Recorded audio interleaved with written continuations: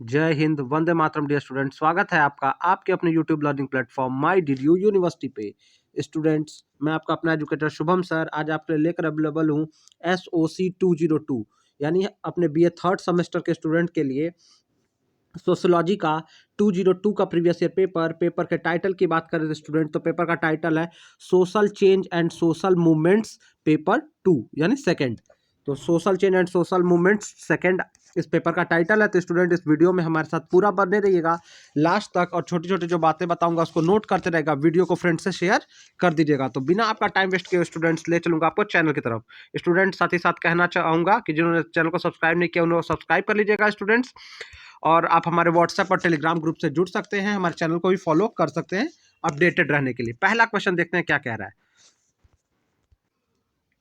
तो जो पहला क्वेश्चन वो कह रहा है जैविक उद्विकास की अवधारणा के साथ किसका संबंध है, यानी बायोलॉजिकल इवोल्यूशन। जैविक उद्विकास बोले तो बायोलॉजिकल इवोल्यूशन के साथ कौन संबंधित है, ऐसा ये पूछ रहा है स्टूडेंट। तो बायोलॉजिकल उद्विकास यानी जैविक उद्विकास जिसको कहते हैं बायोलॉजिकल इवोल्यूशन, इसके साथ जुड़ा हुआ राइटर हो जाता है स्टूडेंट डार्विन। तो डार्विन ने अपनी थियरी ऑफ स्पीसीज दी है, तो उसी में इन्होंने बायोलॉजिकल जो आप कह सकते हो ऑर्गेनिक इवोल्यूशन की भी बात की है। ठीक है, तो ऑप्शन आपका ठीक हो सी सही हो जाएगा, डार्विन, चार्ल्स डार्विन। ठीक है, ये आपके ऑर्गेनिक इवोल्यूशन से यानी जैविक उद्विकास से संबंधित है। प्रश्न दूसरा देख लेते हैं क्या कह रहा था। तो दूसरा प्रश्न जो कह रहा है वो कह रहा है परिवर्तन जो सामाजिक मूल्यों के अनुसार इच्छित दिशा की ओर होता है उसे कहा जाता है।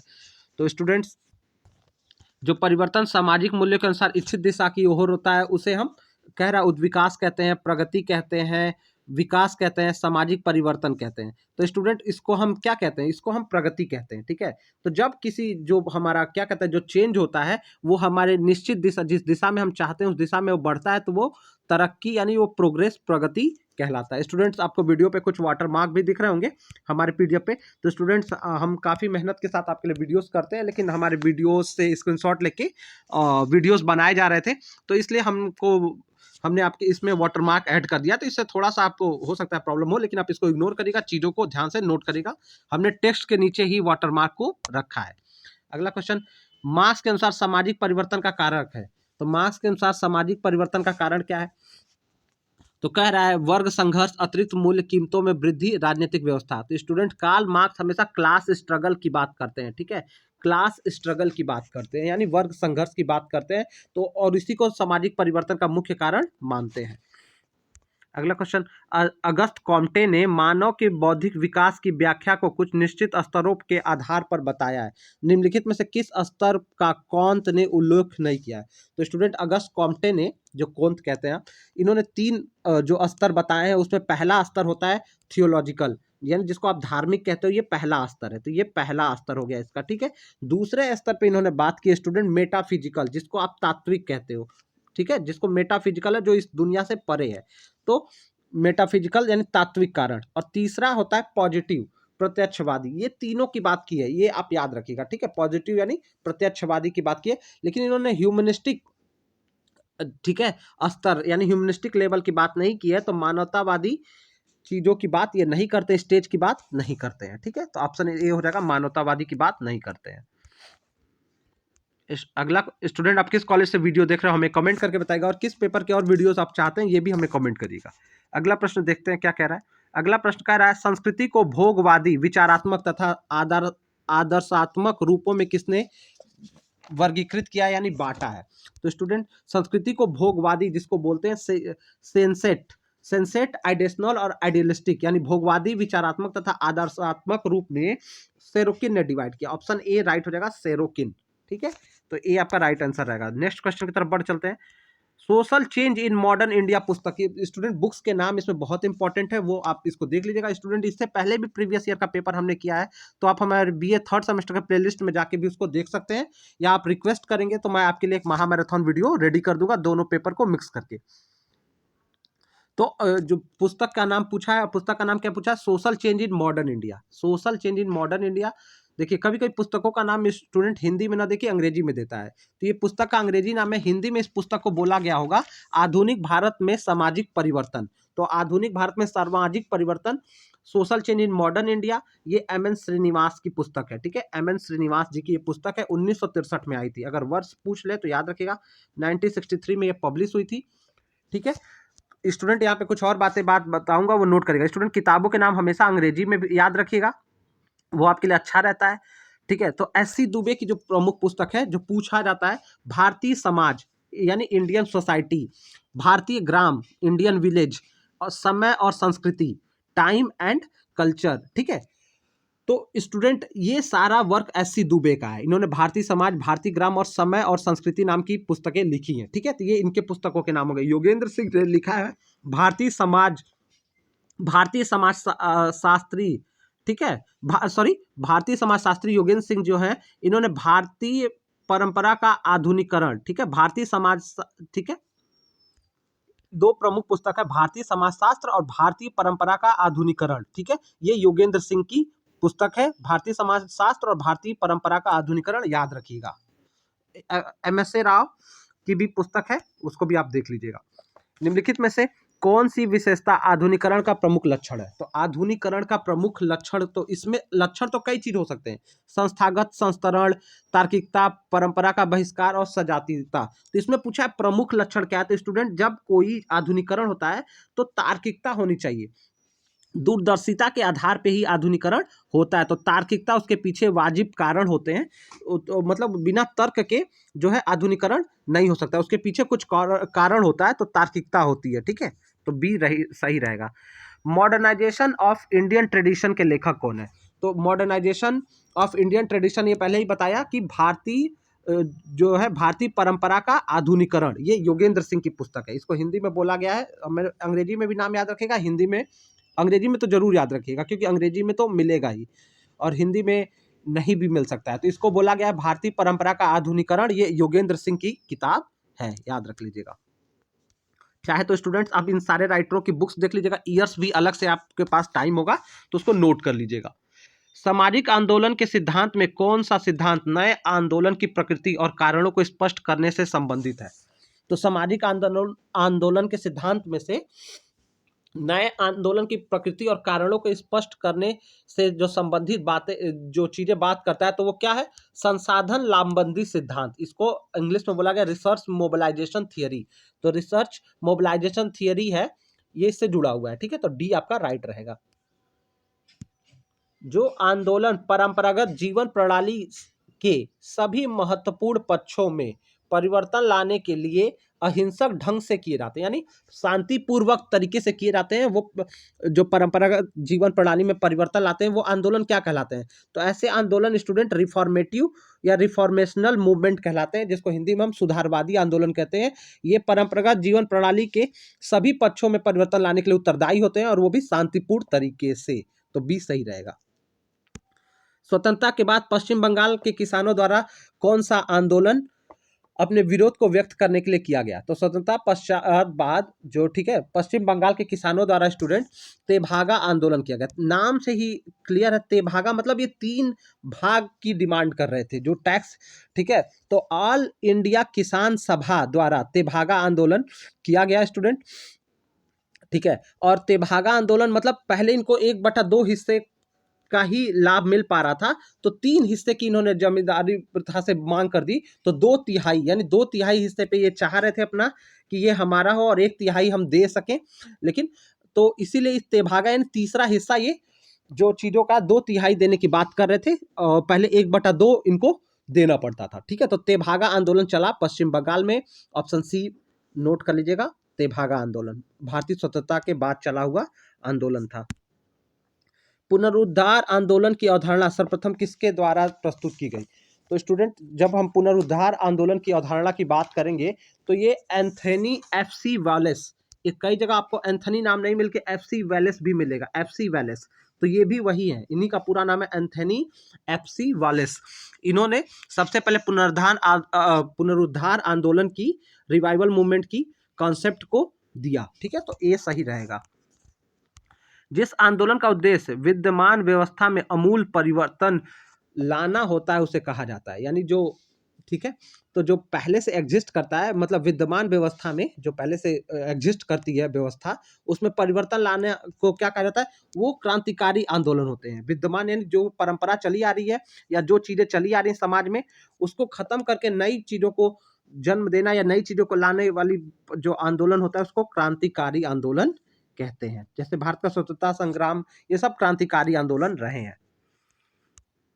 किसानों ने खेड़ा आंदोलन का संबंध भारत के किस राज्य से? तो खेड़ा स्टूडेंट बहुत इंपॉर्टेंट है। खेड़ा आंदोलन से महात्मा गांधी भी जुड़े रहे हैं और ये गुजरात में, ठीक है, 1918 में ये चला था, ठीक है, 1918 में गुजरात में, ठीक है, खेड़ा आंदोलन। महात्मा गांधी भी इसमें सम्मिलित रहे, उनका अच्छा योगदान इसमें रहा।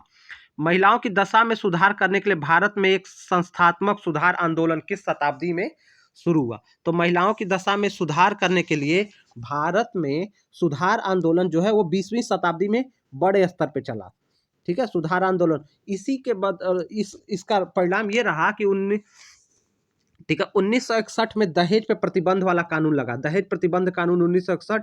नेशनल कमीशन ऑफ वुमेन, महिलाओं के लिए नेशनल कमीशन की स्थापना 1992 में की गई। विधवाओं को पेंशन दिया गया 1961 में, उनके लिए पेंशन स्कीम चला दी गई। तो 20वीं सेंचुरी उसमें प्रमुख रहा, जिससे महिलाओं की स्थिति में सुधार होना शुरू हो गया। 20वीं शताब्दी यानी 1901 से लेकर 2000 के बीच में बड़े बड़े कदम उठाए गए और आगे उठाए ही जा रहे हैं। भारत में 1970 के दशक में महिलाओं द्वारा निम्नलिखित में से किसका एक नेतृत्व किया गया? तो यानी कौन सा एक आंदोलन है जिसका नेतृत्व महिलाओं ने किया? तो पहला करा नारी मुक्ति आंदोलन, गंगा बचाओ आंदोलन, महिला संरक्षण आंदोलन, चिपको आंदोलन। तो स्टूडेंट, चिपको आंदोलन वह आंदोलन था जिसका नेतृत्व महिलाओं ने किया। चिपको आंदोलन में 1970 के दशक में, और खास करके 1970 के दशक की बात कर रहा हूं, तो वर्ष था 1973 जब उत्तराखंड में चिपको आंदोलन चमोली में शुरू किया गया, ठीक है। और इसमें गौरा देवी का भी प्रमुख योगदान था और ये महिलाओं द्वारा खास करके चलाया जाने वाला आंदोलन था। और अगर आप राजस्थान की तरफ तो अमृता बिश्नोई का भी इसमें बड़ा हाथ था, ठीक है। तो ये आपका आपका चिपको आंदोलन होगा, जिसमें पेड़ों पे चिपक के पेड़ों की रक्षा की बात की गई। तो इसमें गौरा देवी, इसमें बहुत सारी अभी मैं नाम आपको आगे बता दूंगा, तो उसको आप नोट कर लीजिएगा। सरिता देवी थी, गौरा देवी थी, सुंदरलाल बहुगुणा भी इससे जुड़े थे, ठीक है, ठीक है। अमृताबाई बिश्नोई या अमृता बिश्नोई भी इससे जुड़े थे। तो ये सारे लोग इससे जुड़े हुए थे। अगला क्वेश्चन, निम्न से एक कौन सा एक महिला आंदोलन का मुख्य उद्देश्य है? महिला आंदोलन का मुख्य उद्देश्य क्या है, ऐसा पूछना चाह रहा है, ठीक है। कोई क्वेश्चन छूट गया क्या? हाँ स्टूडेंट, एक मिनट, उस क्वेश्चन पे चलते हैं। ये क्वेश्चन छूट गया। चिपको आंदोलन के बाद लड़कियों को शिक्षा देने वाले भारत की प्रथम महिला शिक्षिका कौन थी? तो लड़कियों को शिक्षा देने वाली प्रथम महिला शिक्षिका सावित्रीबाई फुले को माना जाता है, ठीक है। तो सावित्रीबाई फुले, ऑप्शन ए आपका राइट रहेगा। निम्नलिखित में कौन सा एक महिला आंदोलन का मुख्य उद्देश्य है? तो महिला आंदोलन का मुख्य उद्देश्य, अब ऑप्शन पढ़ लेते हैं। पितृसत्तात्मक व्यवस्था का उन्मूलन। तो ये तो पूरी तरह से ठीक नहीं है। स्त्री पुरुषों के बीच आर्थिक समानता, यानी आर्थिक रूप से दोनों, यानी दोनों पैसे कमा रहे हैं, दोनों के पास अपनी सैलरी या इनकम है, इसलिए था। तीसरा का लैंगिक भेदभाव का उन्मूलन। तो पहले आर्थिक स्तर के लिए नहीं लड़ा गया, इसमें माना इसलिए महिला आंदोलन करना पड़ा कि पुरुष और स्त्री को बराबर का अधिकार मिले, उनके बीच भेदभाव न हो, इसके लिए किया गया। तो सी आपका राइट रहेगा। महिलाओं को स्वयं सहायता समूह में संगठित करके महिलाओं को स्वयं सहायता समूह में संगठित करके उन्हें स्वरोजगार के लिए आर्थिक सहायता देने वाली योजना का नाम? तो स्वरोजगार के लिए संगठित करके उनको आर्थिक सहायता देने के लिए जो योजना चलाई गई वह स्वयं सिद्ध योजना चलाई गई, ठीक है। स्वयं सिद्ध योजना इसको चलाई गई। तो ऑप्शन ए आपका राइट होगा, स्वयं सिद्ध योजना। बाकी तो उज्ज्वला तो गैस के लिए था, ये सब आप जान रहे हैं। पर्यावरण आंदोलन संबंधित है। तो पर्यावरण यानी जो इन्वायरमेंटल मूवमेंट है वो किससे जुड़ा हुआ है? वायु प्रदूषण, जल प्रदूषण, मृदा पशु प्रदूषण, इनमें से सभी। तो स्टूडेंट, ये जो पर्यावरण में तो सभी आते हैं, वायु, जल, मृदा, तो डी इन सबसे जुड़ा हुआ है। उत्तराखंड में चिपको आंदोलन को प्रभावपूर्ण बनाने के लिए निम्नलिखित में से किसका योगदान आधारभूत है, यानी किसका मुख्य योगदान है, सबसे मेन योगदान है? तो स्टूडेंट, उत्तराखंड में जो चिपको आंदोलन चला, ठीक है, तो इसमें गौरा देवी का प्रमुख योगदान है, ठीक है। उत्तराखंड के चिपको आंदोलन में गौरा देवी का प्रथम प्रमुख योगदान है। नेक्स्ट क्वेश्चन, गौरा देवी इसमें प्रमुख योगदान था इनका चिपको आंदोलन में, और राजस्थान की तरफ अमृता बिश्नोई का था। भारत में स्वतंत्रता से पूर्व जोधपुर रियासत में, ठीक है, वृक्षों की रक्षा के लिए चिपको आंदोलन, तो वही जोधपुर राजस्थान में। तो स्टूडेंट जोधपुर में, ठीक है, जोधपुर की तरफ पूछ रहा है, तो जोधपुर में किसका प्रमुख योगदान है आंदोलन की शुरुआत करने में पेड़ों की रक्षा के लिए? तो स्टूडेंट जोधपुर के, जो जोधपुर है, जोधपुर एरिया राजस्थान नहीं है, तो जोधपुर के एरिया में स्टूडेंट्स अमृता बिश्नोई, ठीक है, अमृता बिश्नोई या अमृता बाई इनको बोला जाता है। जोधपुर के खेजड़ली गांव में, खेजड़ली गांव में खेजड़ी के वृक्षों को बचाने के लिए अमृता बिश्नोई ने आंदोलन की शुरुआत की थी, और ये बिश्नोई कम्युनिटी से आती है। तो ऑप्शन बी आपका राइट हो जाएगा, अमृता बिश्नोई। निम्नलिखित में से किसे नर्मदा बचाओ आंदोलन के प्रणेता के रूप में मान्यता दी जाती है, यानी किसको मुख्य माना जाता है? तो नर्मदा बचाओ आंदोलन में सबसे प्रमुख नाम मेधा पाटेकर का आता है। ऑप्शन डी सही हो जाएगा, मेधा पाटेकर। इसमें डेडली बाई, अनिल पटेल और सुरेश पाटिल का भी नाम शामिल होता है। तो मेधा पाटेकर के साथ सुरेश पाटिल, अनिल पटेल, डेडली बाई, मेधा पाटेकर, ये नर्मदा बचाओ आंदोलन के प्रमुख नेता हैं, जिसमें मेधा पाटेकर प्रणेता माने जाते हैं।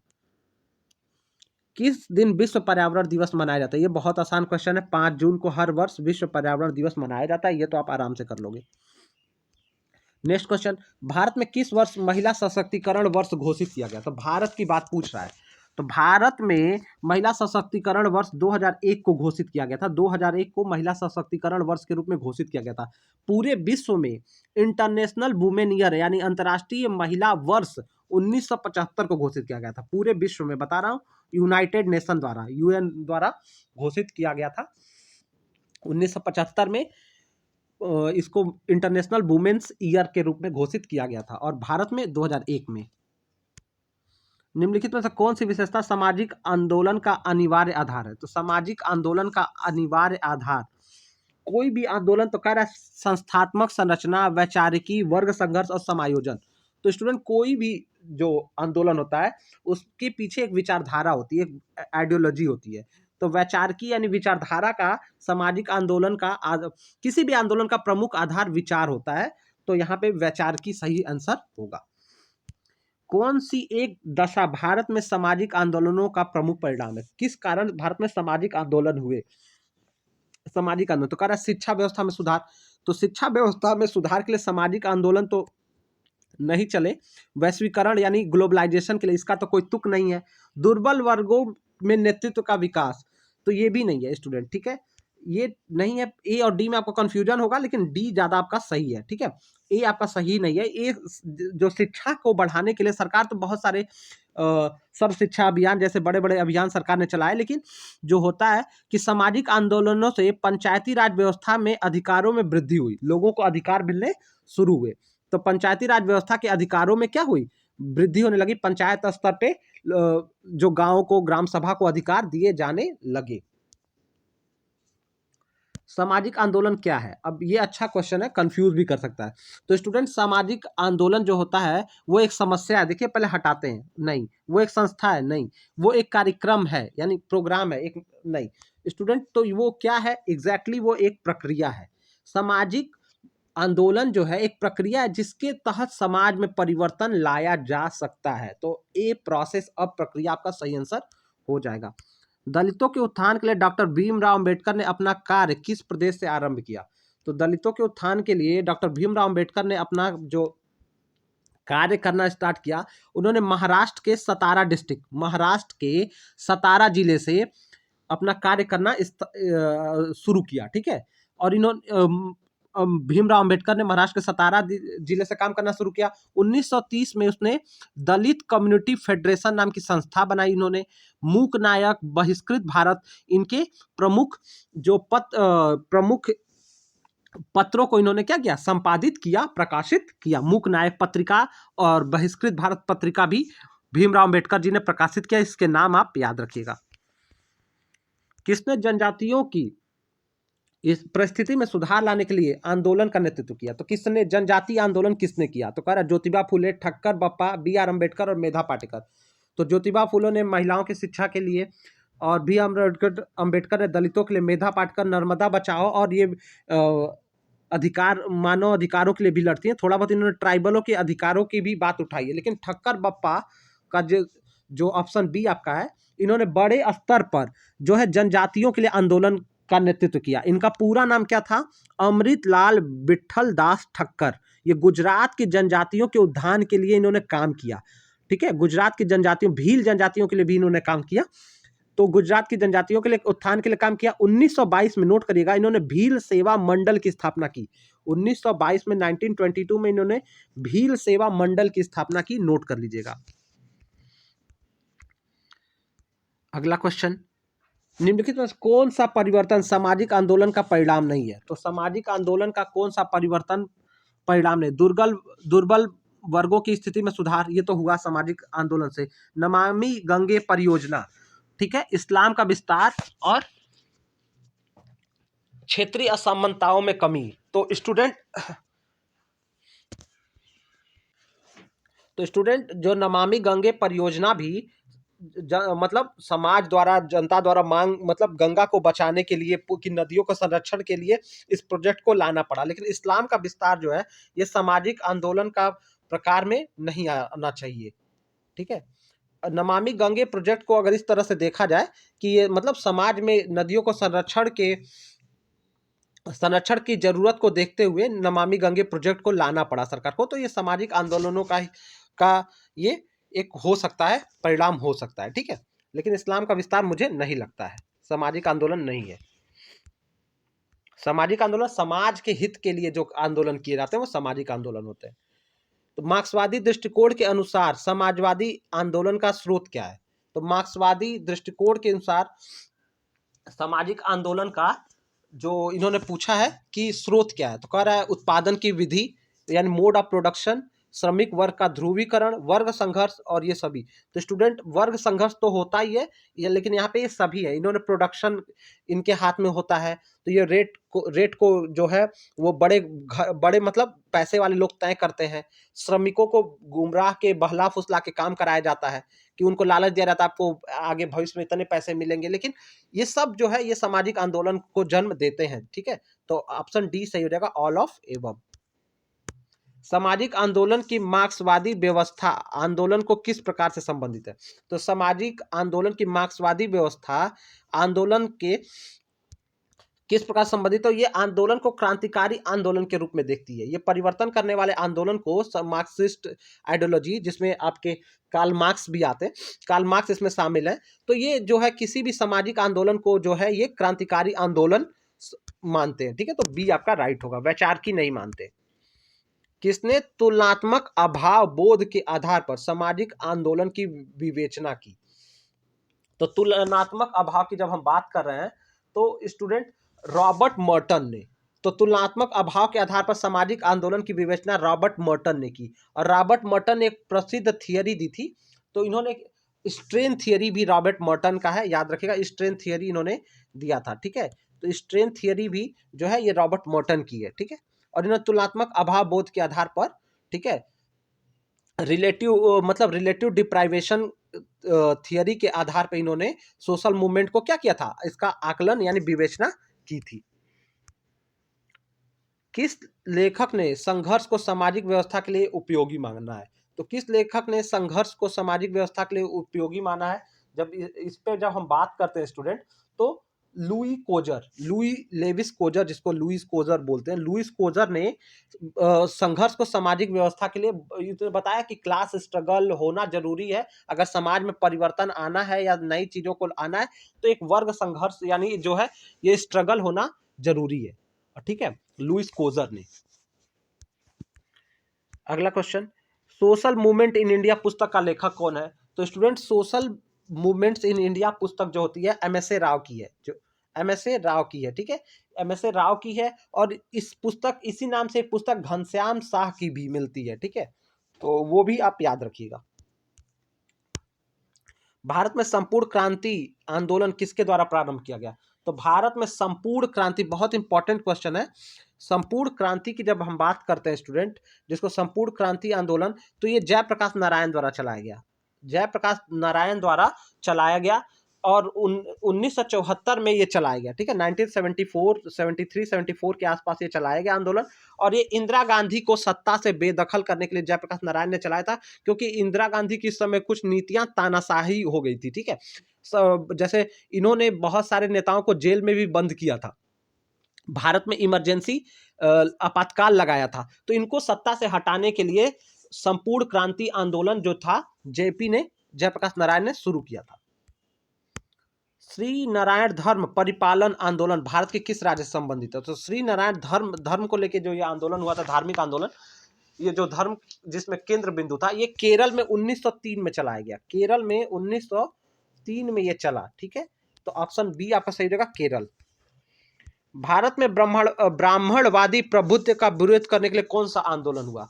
तो स्टूडेंट, भारत में ब्राह्मणवादी डोमिनेंस प्रभुत्व के लिए जो आंदोलन चलाया गया, उसके विरोध में महार आंदोलन चलाया गया, ठीक है। महार आंदोलन चलाया गया 1927 में, 1927 के आसपास ये आंदोलन चलाया गया, ठीक है।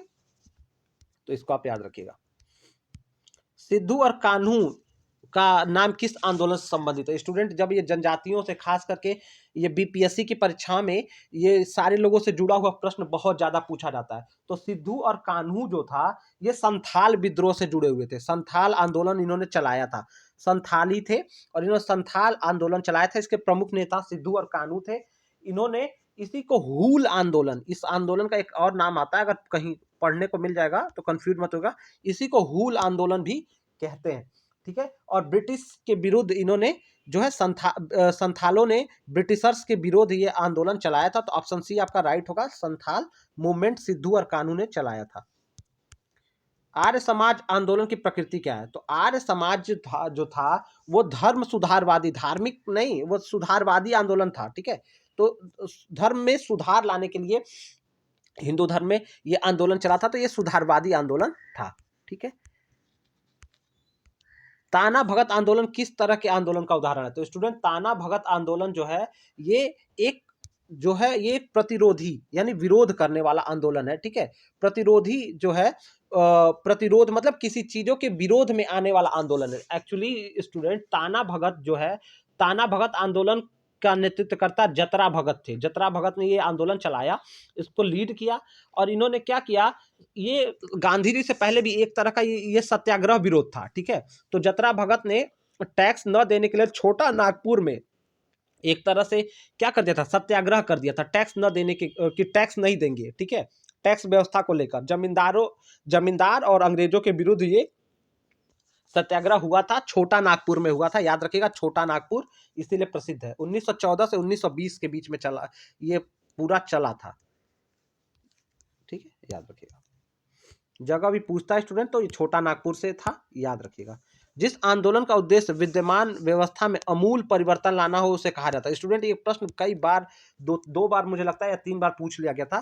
तो जिस व्यवस्था में अमूल परिवर्तन लाना होता है, उसके लिए क्रांतिकारी आंदोलन की जरूरत पड़ती है। इसी प्रश्न को घुमा घुमा के पूछा गया है, क्रांतिकारी आंदोलन। तो क्रांतिकारी आंदोलन की जरूरत पड़ती है किसी व्यवस्था में परिवर्तन लाने के लिए। निम्नलिखित में से कौन सी एक दशा कृषक आंदोलन का कारण नहीं है?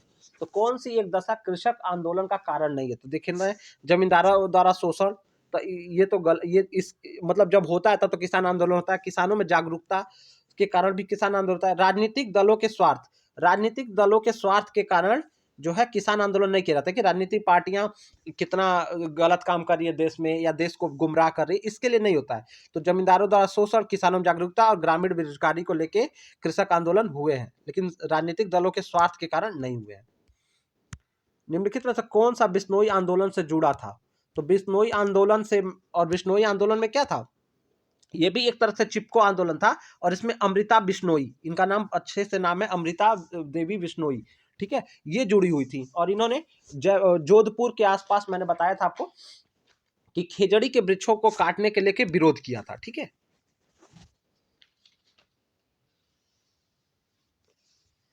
नेक्स्ट क्वेश्चन देखते हैं। भारत में पहली सूती मिल की स्थापना की गई। स्टूडेंट, यहाँ पे एक बात मुझे बतानी है, इसको ध्यान दीजिएगा। सूती मिल की स्थापना सबसे पहले तो 1818 में कर दी गई थी, लेकिन ये बहुत बड़े स्तर का नहीं था, छोटे स्तर का था। कलकत्ता में, कहाँ पे की गई थी? कोलकाता में की गई थी। तो इसको आप याद रखिएगा, ठीक है। कोलकाता में की गई थी, ठीक है, 1818 में। लेकिन बड़े स्तर पर 1854 में, बड़े स्तर पे 1854 में मुंबई में की गई, बड़े स्तर पर, ठीक है, मुंबई में की गई। तो ये याद रखिएगा, ये बड़े स्तर पे, तो यहाँ पे 54 सही होगा, लेकिन 1818 रहता तो हम 1818 के साथ जाते। भारत के अधिकांश श्रमिक आंदोलन का संबंध किस विचारधारा से रहा है? तो स्टूडेंट, भारत में जितने श्रमिक आंदोलन हुए हैं तो कार्ल मार्क्स के सिद्धांत को लेकर मार्क्सवादी विचारधारा यानी कम्युनिस्ट आइडियोलॉजी को ध्यान में रख के हुए हैं, साम्यवादी विचारधारा को ध्यान में रख के हुए हैं, ठीक है। तो बी वाला आपका राइट हो जाएगा, कम्युनिस्ट आइडियोलॉजी। नेक्स्ट क्वेश्चन, धार्मिक आंदोलन का प्रादुर्भाव यानी इमरजेंस किस दशा का परिणाम है, यानी क्यों हुआ? तो कह रहा है आधुनिकीकरण, लोकतंत्रीकरण, औद्योगिकरण और वैश्वीकरण। तो श्रमिक आंदोलन औद्योगिकरण के विरोध में हुआ। औद्योगिकरण जैसे जैसे होता गया, श्रमिकों को कम पैसा और ज्यादा काम कराया जाने लगा, इसी के कारण जो है श्रमिक आंदोलन शुरू हुआ, ठीक है। तो सी आपका राइट होगा। स्टूडेंट, हम वीडियो के लास्ट तक पहुंच गए हैं, तो स्टूडेंट वीडियो को आप शेयर करिएगा, और अगर आप किस और पेपर के PYQ पेपर्स चाहते हैं, प्रीवियस ईयर पेपर चाहते हैं, तो हमें कमेंट करके बताइएगा। साथ ही साथ स्टूडेंट, अगर आप महामैराथन चाहिए तो आप मुझे कमेंट करिएगा, तो मैं आपके लिए क्लब करके महामैराथन रेडी कर दूंगा। श्रमिक संघ का कार्य क्या है? श्रमिक संघ का कार्य की जब हम बात करते हैं तो उसमें क्या है, उत्पादन में वृद्धि। उत्पादन की वृद्धि से श्रमिक संघ का क्या मतलब है? उत्पादन की गुणवत्ता में सुधार, उद्योगों को आधुनिकीकरण, श्रम कल्याण के प्रयत्न। तो स्टूडेंट, जो श्रमिकों का संघ होता है, जो उनका ग्रुप होता है, वो देखता है कि श्रमिकों के हित का नुकसान न हो पाए, उनका कल्याण की बात हो, उसके लिए वो प्रयत्नशील रहते हैं। इसीलिए लेबर ऑर्गेनाइजेशन जो होता है वो बना होता है। तो डी आपका राइट होगा। और जो लास्ट क्वेश्चन है, भारत में सत्य शोधक समाज की स्थापना किसने की? तो भारत में सत्य शोधक समाज की स्थापना 1873 में ज्योतिबा बाई फूले ने की, ठीक है। तो 1873 में की थी। इन्हीं की पत्नी थी सावित्री बाई फूले, जो महिला शिक्षा से जुड़ी हुई थी। तो स्टूडेंट, इस तरह से हमने सारे क्वेश्चन आपको कवर कर दिए। आशा करते हैं वीडियो लेक्चर आपको पसंद आया होगा। तो मिलते हैं स्टूडेंट नेक्स्ट वीडियो लेक्चर में। तब तक आपको आपके एग्जामिनेशन के लिए हमारे माय डी यूनिवर्सिटी फैमिली की तरफ से गुड लक।